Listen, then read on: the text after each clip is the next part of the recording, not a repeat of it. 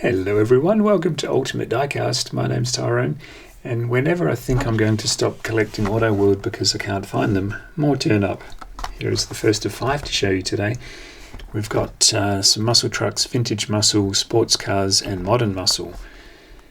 Number 3 of the muscle trucks for 2022 is this release 2, version A.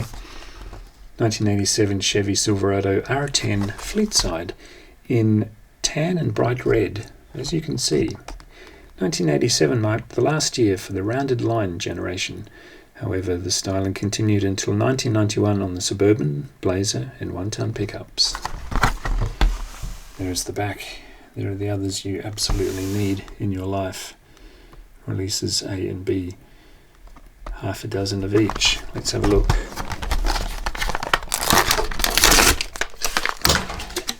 Growing number of these pickups around the place. There are variants, namely that front end, as I said, just like the real thing.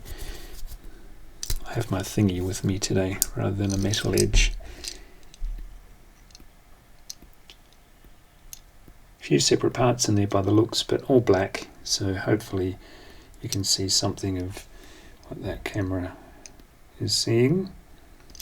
Looks right on the viewfinder, probably better on a big screen, and yep, tailgate opens as well. Fantastically heavy, huge amount of detail for the price. These go for about $12 in Australia, and well worth the money in my opinion. Fairly underrated in Australia, Auto World in general, and other brands, but Johnny Lightning and they get a good run, not as good as Greenlight. Greenlight seems to be, oh, I want to rip that open last, because I do. I get to choose around here. Let's have a look at this 1971 Dodge Dart Swinger 340 Special. Looks a little bit like a Valiant, an Australian version, or an Australian car of about the same era. The 1971 Dodge Dart was not available in the US with a 340 cubic inch engine. Who knew? Combining resources, Crestview Dodge in Regina, Saskatchewan, and Crosstown Motors in Edmonton, Alberta, special ordered directly from Chrysler, a limited production run of 340 equipped Dodge Dart Swingers. This one, light gunmetal. I wouldn't have called that gunmetal, but what do I know? Let's have a look. What else can we pick up on this? It's number 6, release 2, version A, in the premium series, vintage muscle.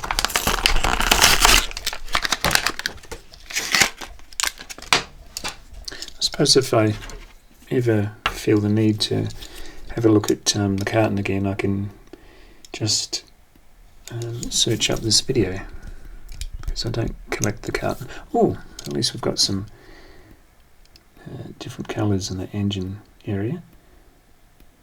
Oh, that looks alright.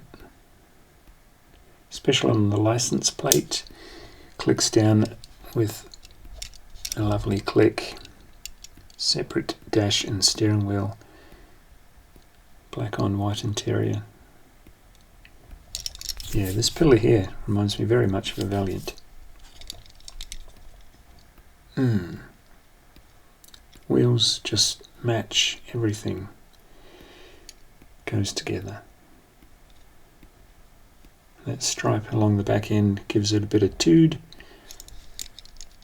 Yeah, loving it.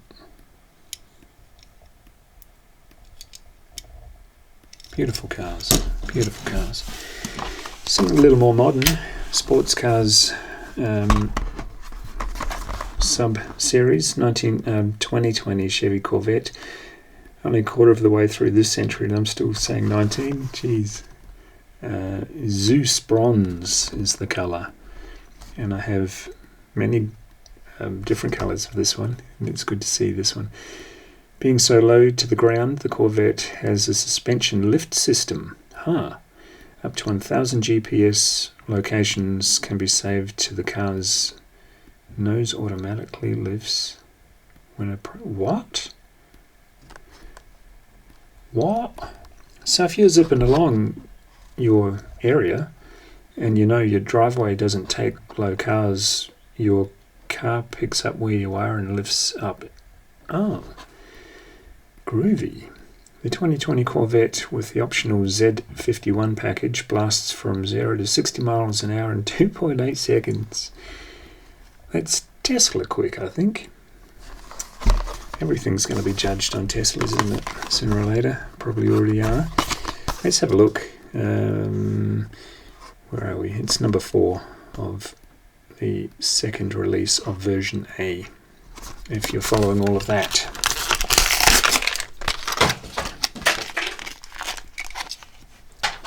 Oh yeah, that is a fancy paint job. Instantly get that up. If I can stick a random bit of wood in there. Which way does it open? I'm sure it opens conventionally. No, not today, folks.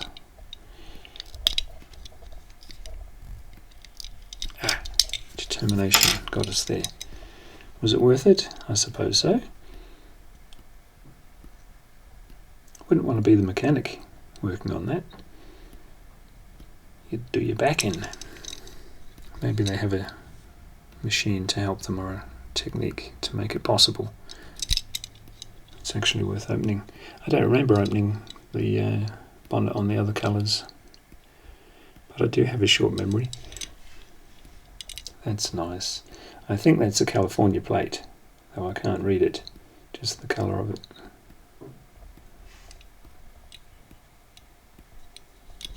Really nice. And of course that metal base, rubber tyres and authentic wheels. Sweet. I think we should go down a little so we can see what we're looking at. Second to last one is a flashy little number. 2020 Shelby GT500 carbon fiber track pack. Try saying that backwards. Grab a lime. Silliest name I've heard for a colour in a while. Probably silliest since lettuce alone. A green Holden I showed on this channel quite some time ago now. This is the first release of our all-new 2020 Shelby GT500 casting. The Eaton TVS R2650 supercharger fitted to the GT500 engine is the same one used on the 2019 Corvette ZR1. In case you didn't know. New casting. Again, probably same as the real world. I've used bits of the old casting. Probably the chassis, I'd guess, and the wheels and the interior. But what do I know? That's a beefy looking number, isn't it? Heavy, heavy, heavy. I know the carbon fibre thing is to reduce weight and all that, but I'm very impressed about the weight of this thing. That's stunning. Look at that. It's carbon fibre look on that spoiler at the back, or wing, whatever you want to call it. See if it's front heavy too, so it feels realistic. That's a fantastic looking engine. I think that's the best example of a engine in 164 I've seen. Whoa. Maybe it's the weight. It's tricking me into thinking I'm holding a real car here. And I just have massive hands. That's really impressive. It's really impressive.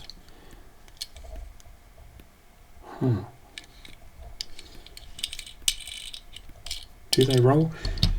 Quite a few people ask me if these roll, and I should point out that they do. They're not toys though, but it is good that everything works tickety-boo. That's a strange sensation. The front end is considerably heavier than the back end, making it feel as if you're holding a real car in the scale. That's great. It's really nice. Now I'm wondering if that shouldn't have been the grand finale of the show, but it's not. It's this one. In straight black, we've got a 1976 Pontiac Firebird TA 50th Anniversary Edition. The 1976... Oh, there is no the. I'll start again. 1976 marked the 50th anniversary of vehicle production for the Pontiac brand. The inspiration for the 50th anniversary paint scheme originated with a special black and gold 1973 TA built for Bill Mitchell, Vice President of GM Design.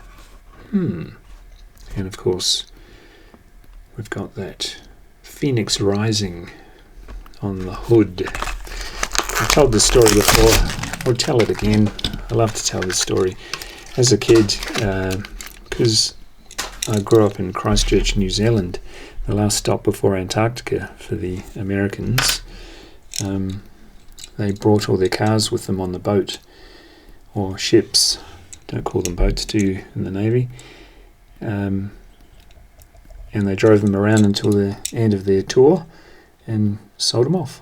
So a lot of these types of cars in New Zealand around that time probably still are, because whoever bought them looked after them and took them to all the show and shines, showed them off.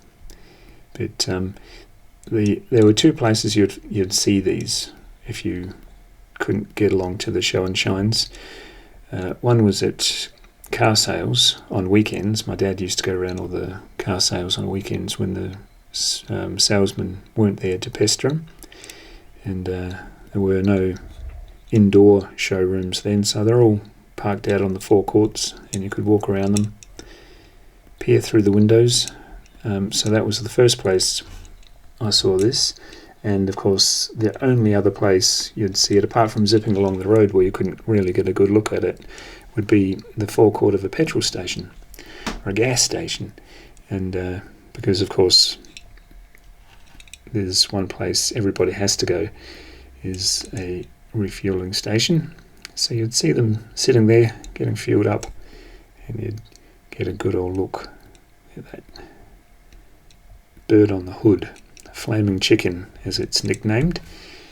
I much prefer the Phoenix Rising tag. Fantastic. Unreal. Do they go together? Birds of a feather, I suppose, pardon the pun, but yeah, not really.